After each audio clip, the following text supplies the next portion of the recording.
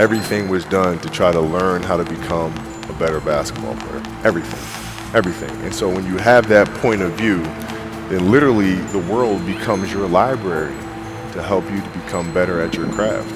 It was an everyday process in trying to figure out strengths and weaknesses. For example, jumping ability. Now, my vertical was a 40, it wasn't a 46 or a 45. My hands are big, but they're not massive. Right? So you got to figure out ways to strengthen them so your hands are strong enough to be able to palm a ball and do the things that you need to do. Quickness, I was quick, but not insanely quick. I was fast, but not ridiculously fast. Right? So I had to rely on skill a lot more. I had to rely on angles a lot more. I had to study the game a lot more. And but I enjoyed it though. So like from the time I can remember when I started watching the game, I studied the game, and it just never changed.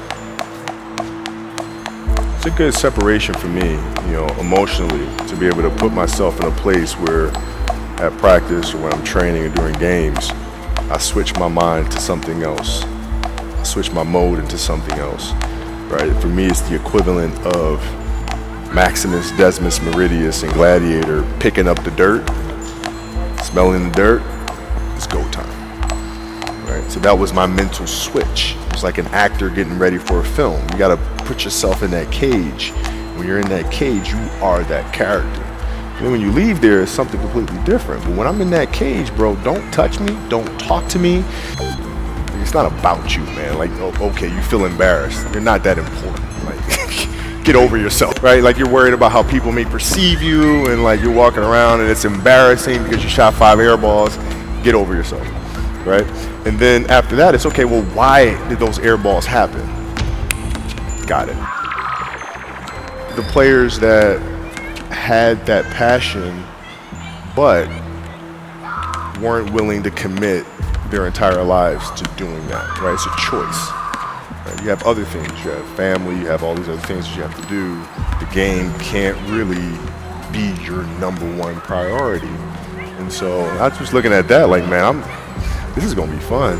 Because when I retire, I didn't want to have to say, I wish I would have done more. I don't want that. It's your job to be in shape. It's your job to be strong enough to perform at that level every single night. There's a lot of days where you can rest and recover. Today ain't one of them.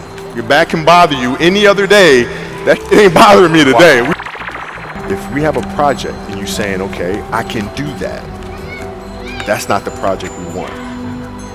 The projects that say, I don't know how to do that, those are the things we want, because through that curiosity, you'll reach a level that you didn't think was possible. This is another obstacle. This obstacle cannot define me. It's not going to cripple me. It's not going to be responsible for me stepping away for the game that I love. I'm going to step away on my own terms. And that's when the decision was made that, you know what, I'm doing it. Follow your passion first. And you got to sit there and ask yourself, okay, what am I truly passionate about? What do I enjoy doing? And when you feel that way, honestly, you feel like you have never worked a day in your life. It's the most fun thing in the world. You get up in the morning excited about what you're doing. And you got to be really honest with yourself about it. If you wake up in the morning and you're dreading going to work, dude, do something else. Do something else. And those are hard decisions to make, but when you make those decisions, it's a very liberating experience. And you find out that the rewards will come. I think the best way to prove your value is to work, is to learn, is to absorb, to be a sponge. You always want to outwork your potential. And as hard as you believe you can work harder than that. So like every day in practice for me was really trying to annihilate everybody that I was playing against. Because I wanted to prove you don't need to babysit me. Like I'm fine, And so it's always that competitive nature, the work ethic, and curiosity. Because I asked a lot of questions. If your job is to try to be the best basketball player you can be, right? To do that, you have to practice, you have to train. Right? You want to train as much as you can, as often as you can. So if you get up at 10 in the morning, train at 11, 12, say 12, train at 12, train for 2 hours, 12 to 2. You have to let your body recover. So you eat, recover, you get back out, you train, start training again at 6. Train from 6 to 8. And now you go home, you shower, you eat dinner, you go to bed, you wake up, you do it again, right? Those are 2 sessions.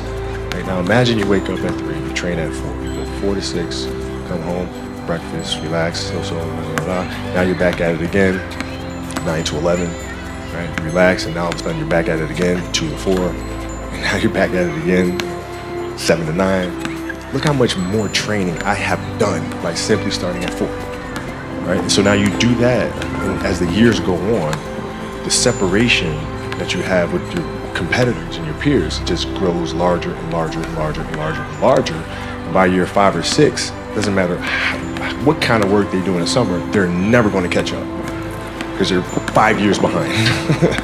Right? So it makes sense to get up and start your day early because you can get more work in. If I start earlier, I can train more hours.